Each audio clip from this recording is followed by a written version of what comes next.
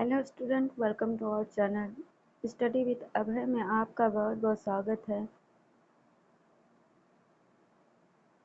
NCERT की ये जो सीरीज चल रही है इसमें हम लोग क्लास 6 के हिस्ट्री को कवर कर रहे हैं, जिसमें हमारे इस वीडियो में हम हिस्ट्री के जो कि क्लास 6 की है चैप्टर 4 को पढ़ेंगे, जिसका नाम है क्या बताती है हमें किताबें और कब्रें। जैसे स्टूडेंट, जो हमको पुराने ज़माने की बुक्स मिली है और कब्रें मिली हैं, उनसे हम लोग क्या मतलब वो हमको क्या बताती हैं, उनसे हम लोग क्या निष्कर्ष निकालते हैं, क्या हिस्ट्री को जानते हैं, इसी सब के बारे में इस चैप्टर में है। तो आइए स्टार्ट करते हैं हम इस चैप्टर को, क्या बताती हैं हमें किताबें और कब्रें। पुस्तकालय में मेरी जैसी घंटी बजी, शिक्षक ने छात्रों को अपने साथ आने को कहा। आज वे पहली बार पुस्तकालय जा रहे थे। मेरी ने देखा कि पुस्तकालय उसकी कक्षा से काफी बड़ा था और किताबों से भरे कई रैक थे। कोने में एक अलमारी थी जो मोटी मोटी किताबों से भरी थी। मेरी को एक अलमारी खोलने की कोशिश करते देख शिक्षक ने कहा, उस अलमारी में अलग अलग धर्मों से जुड़ी हुई महत्वपूर्ण किताबें हैं। क्या तुम्हें मालूम है कि हमारे पास वेदों का भी एक संग्रह है? मेरी सोचने लगी, वेद क्या है, चलो पता लगाएं।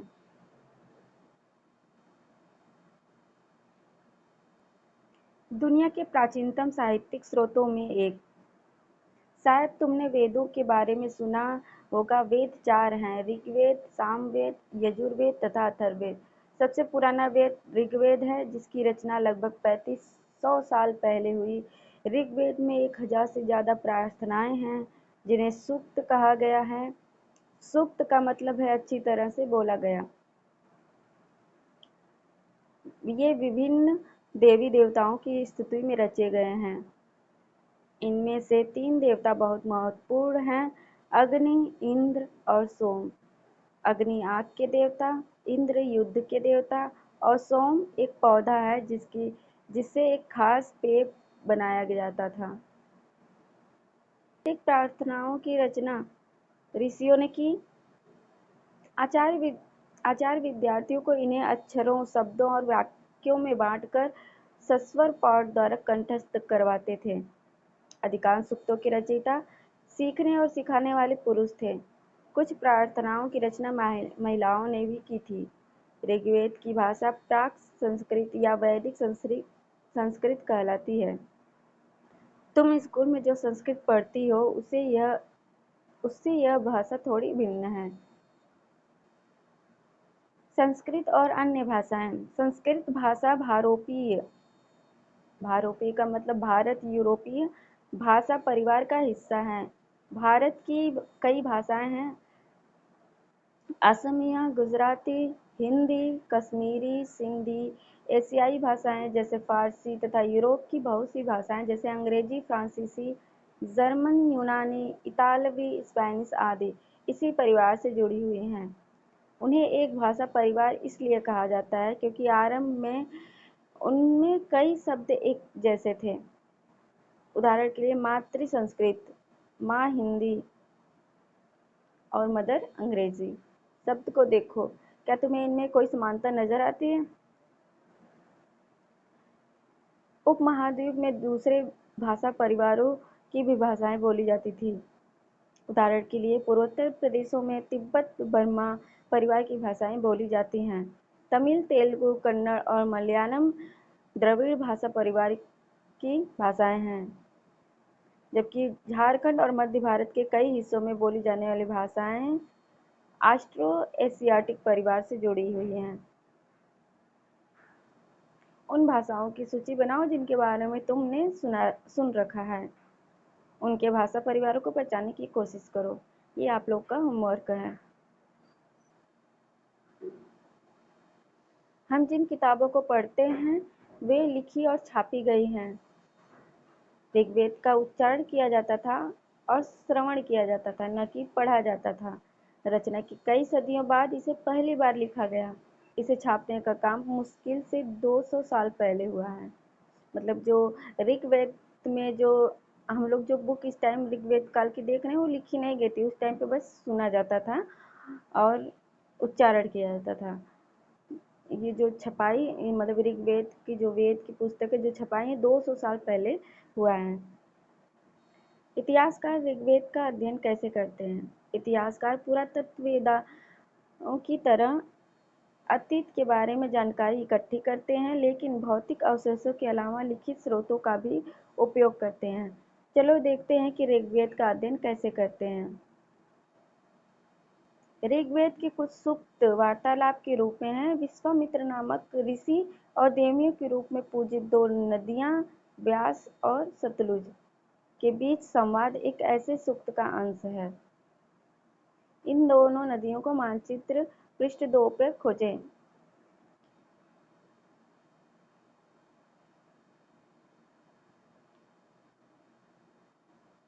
पिछले के चैप्टर में पृष्ठ जो 2 है उस पे उस मानचित्र में ब्यास और सतलज नदियों के बारे में लोकेशन दिखाया है, आप लोग चेक कर सकते हैं पिछले चैप्टर में।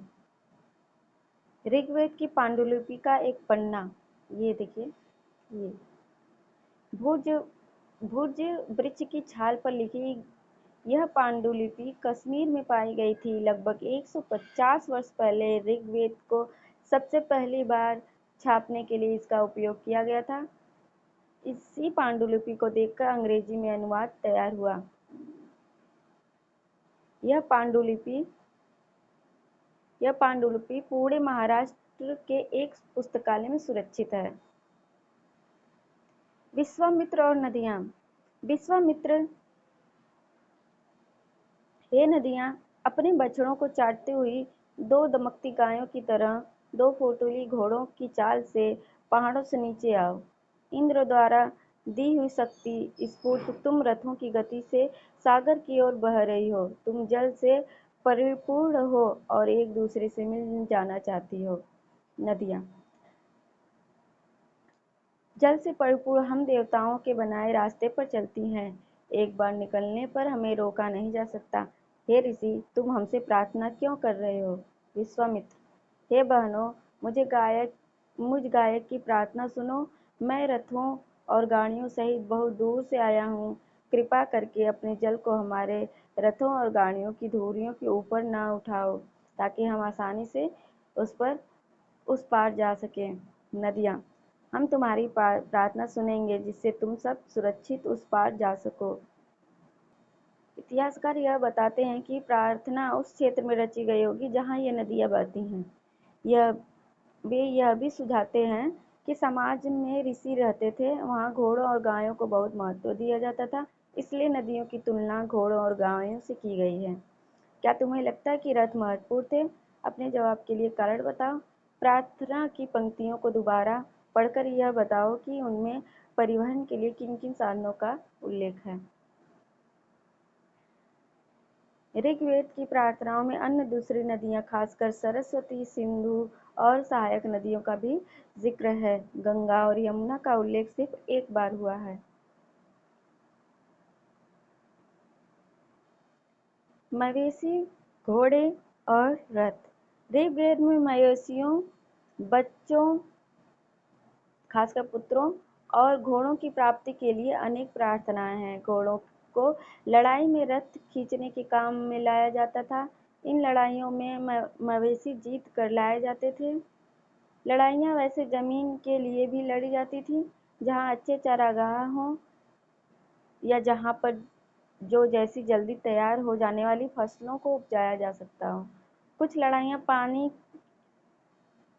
के स्रोतों और लोगों को बंदी बनाने के लिए भी लड़ी जाती थीं। युद्ध में जीते गए धन का कुछ भाग सरदार रख लेते थे तथा कुछ हिस्सा पुरोहित को दे दिया जाता था। शेष धन आम लोगों को बांट दिया जाता था। कुछ धन यज्ञ करने के लिए भी प्रयुक्त होता था। यज्ञ की आग में आहुति दी जाती थी। यह आहुतियाँ देवी देवताओं को दी जाती थी। घी, अनाज और कभी-कभी जानवरों को भी आहुति दी जाती थी उस टाइम पे। अधिकांश पुरुष इन युद्धों में भाग लेते थे। कोई अस्थायी सेना नहीं होती थी, लेकिन लोग सभाओं में मिलते जुलते थे और युद्ध व शांति के विषय में सलाह मशविरा करते थे। वहाँ ऐसे लोगों को अपना सरदार चुनते थे जो बहादुर और कुशल योद्धा हों। लोगों की विशेषताएं बताने वाले शब्द। लोगों का वर्गीकरण काम, भाषा, परिवार या समुदाय, निवास स्थान या सांस्कृतिक परंपरा के आधार पर किया जाता रहा है। ऋग्वेद में लोगों की विशेषता बताने वाले कुछ शब्दों को देखो। ऐसे दो समूह हैं जिनका वर्गीकरण काम के आधार पर किया गया है। पुरोहित, जिन्हें कभी कभी ब्राह्मण कहा जाता था, तरह तरह के यज्ञ और अनुष्ठान करते थे। दूसरे लोग थे राजा। ये राजा वैसे नहीं थे जिनके बारे में तुम बाद में पढ़ोगी। ये न तो बड़ी राजधानियां और महलों में रहते थे, न इनके पास सेना थी, न ही ये कर वसूलते थे। प्रायः राजा की मृत्यु के बाद उसका बेटा अपने आप ही शासक नहीं बन जाता था।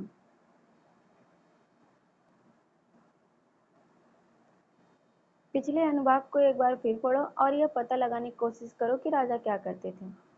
जनता या पूरे समुदाय के लिए दो शब्दों का इस्तेमाल होता था। एक था जन, जिसका प्रयोग हिंदी व अन्य भाषाओं में आज भी होता था। दूसरा था विस, जिससे वैश्य शब्द निकलता है। इस विषय में तुम अध्याय 5 में विस्तार से पढ़ोगे। ऋग्वेद में विस और जनों के नाम मिलते हैं, इसलिए हमें पूर्व जन या विस भरत जन, विस यदुजन, विस जैसे कई उल्लेख मिलते हैं।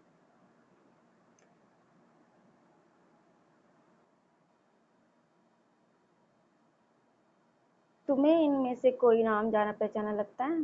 हाँ, कई बार हम लोग इस टाइम पे भी सुनते हैं, बहुत लोग बोलते हैं जन, लोगों को जन से बोलते हैं, एक जन, दो जन। जिन लोगों ने इन प्रार्थनाओं की रचना की, वे कभी कभी खुद को आर्य कहते थे। अपने विरोधियों को दास या दस्यु कहते थे। दस्यु वे लोग थे जो यज्ञ नहीं करते थे, शायद दूसरी भाषाएं बोलते थे। बाद के समय में दास स्त्रीलिंग के लिए दासी का प्रयोग होता था। दास शब्द का मतलब गुलाम हो गया। दास वे स्त्री और पुरुष होते थे जिन्हें युद्ध में बंदी बनाया जाता था। उन्हें उनके मालिक की जायदाद माना जाता था। जो भी काम मालिक चाहते थे वे उनसे करवा लेते थे। जिस युग में उपमहाद्वीप के उत्तर पश्चिम में ऋग्वेद की रचना हो रही थी, उसी समय दूसरी जगहों पर एक अलग तरह का विकास हो रहा था। देखो वहाँ क्या हो रहा था।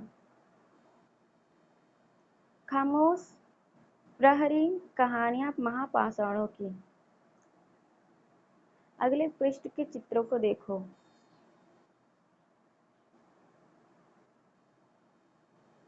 ये देखिए,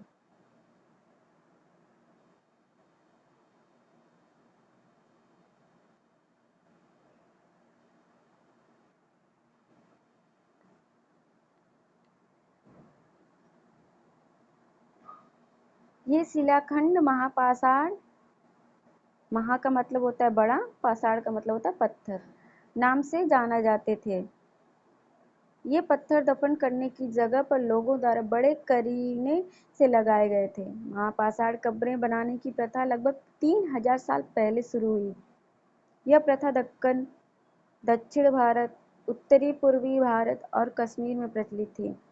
कुछ महत्वपूर्ण महापाषाण पुरास्थल मानचित्र 2 में दिखाए गए हैं। जैसे हम लोग चैप्टर 2 पढ़ रहे थे तो उसमें कुछ महापाषाण पुरास्थल को दिखाया था हमने। जिन लोगों ने वीडियो देखा होगा उनको जरूर याद होगा। कुछ महापाषाण जमीन के ऊपर ही दिख जाते हैं, कुछ महापाषाण जमीन के भीतर भी होते हैं। कई बार पुरातत्वविदों को गोलाकार सजाए हुए पत्थर मिलते हैं, कई बार अकेला खड़ा हुआ पत्थर मिलता है। यही एकमात्र प्रमाण है जो जमीन के नीचे कब्रों को दर्शाते हैं। महापाषाणों के निर्माण के लिए लोगों को कई तरह के काम करने पड़ते थे। हमने जो कार्यों की सूची बनाई है उन्हें क्रमबद्ध करो, गड्ढे खोदना, शिलाखंडों को ढो कर लाना, बड़े पत्थरों को तराशना और मरे हुए लोगों को दफनाना।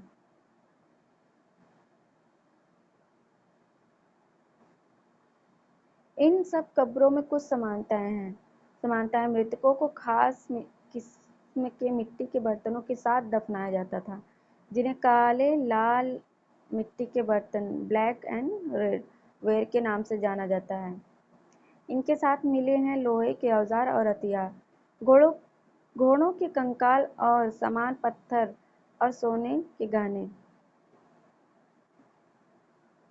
ये महापाषाण काल की कब्रों से मिले हुए ये सब सामाने हैं। लोगों की सामाजिक असमानताओं के बारे में पता करना। पुरातत्वविद यह मानते हैं कि कंकाल के साथ पाई गई चीजों मरे हुए व्यक्ति की ही रही होंगी। कभी कभी एक कब्र की तुलना दूसरी कब्र में ज्यादा चीजें मिलती हैं।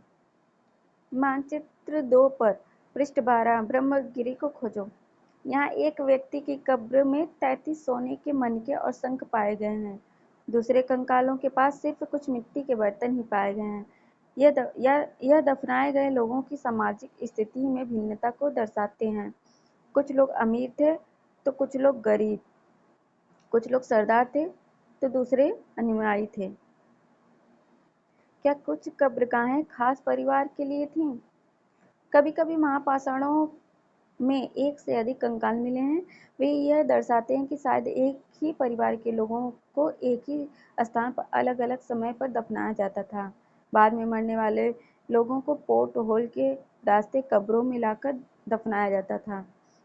ऐसे स्थान पर गोलाकार लगाए गए पत्थर या चट्टान चिन्हों का काम करते थे, जहां लोग आवश्यकता अनुसार शवों को दफनाने दोबारा आ सकते थे।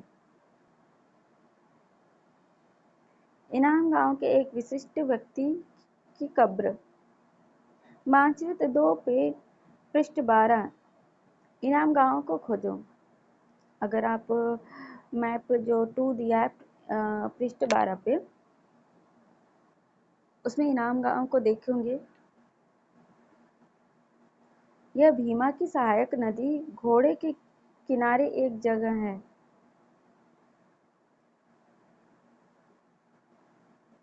यह भीमा की सहायक नदी घोड़ के किनारे एक जगह है। इस जगह पर 3600 से 2700 साल पहले लोग रहते थे। यहाँ वयस्क लोगों को प्रायः गड्ढे में सीधा लिटाकर दफनाया जाता था। उनका सिर उत्तर की ओर होता था। कई बार उन्हें घर के अंदर भी दफनाया जाता था। ऐसे बर्तन जिन्हें शायद खाना और पानी हो, दफनाए गए शव के पास रख दिए जाते थे। एक आदमी को 5 कमरों वाले मकान के आंगन में 4 पैरों वाले मिट्टी के एक बड़े संदूक में दफनाया जाता था।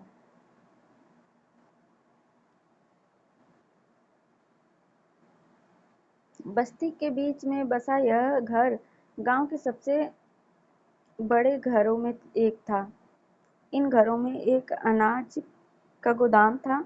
शव के पैर मुड़े हुए थे। क्या बताते हमें कंकालों के अध्ययन? छोटे आकार के आधार पर एक बच्चे के कंकाल को आसानी से पहचाना जा सकता है, लेकिन एक बच्चे और बच्ची के कंकाल के बीच कोई बड़ा फर्क नहीं होता।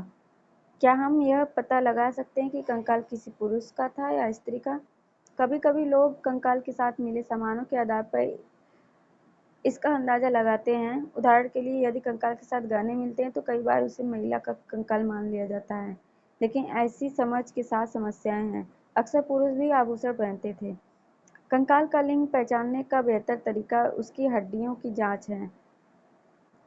चूंकि महिलाएं बच्चों को जन्म देती हैं, इसलिए उनकी कटी प्रदेश या कुल्हा पुरुषों से ज्यादा बड़ा होता है। यह समझ कंकालों के आधुनिक अध्ययन पर आधारित है। आज से लगभग 2000 साल पहले चरक नामक के प्रसिद्ध वैद्य हुए थे। उन्होंने चिकित्सा शास्त्र पर चरक संहिता नामक किताब लिखी है। वे कहते हैं कि मनुष्य के शरीर में 360 हड्डियां होती हैं। ये आधुनिक शरीर रचना विज्ञान की 206 हड्डियों से काफ़ी ज़्यादा है। संभवतः चरक ने अपनी गिनती में दांत, हड्डियों के जोड़ और कार्टिलेज को जोड़कर यह संख्या बताती थी। तुम्हारे अनुसार शरीर के बारे में उन्होंने इतनी विस्तृत जानकारी कैसे इकट्ठा की होगी? इनाम गांव के लोगों के काम धंधे। इनाम गांव में पुरातत्वविदों को गेहूं, जौ, चावल, दाल, बाजरा, मटर और तिल के बीज मिले हैं। कई जानवरों की हड्डियां भी मिली हैं। कई हड्डियों पर काटने के निशान से यह अंदाजा होता है कि लोग इन्हें खाते होंगे। गाय, बैल, भैंस, बकरी, भेड़, कुत्ता, घोड़ा, गधा, सुअर, सांभर, चितकबरा, हिरण, कृष्णमृग, मृग, खरहा, नेवला, चिड़िया, घड़ियाल, कछुआ, केकड़ा और मछली की हड्डियां भी पाई गई हैं। ऐसे साक्ष्य मिले हैं कि बेर, आंवला, जामुन, खजूर और कई तरह की रसभरियां एकत्र की जाती थीं।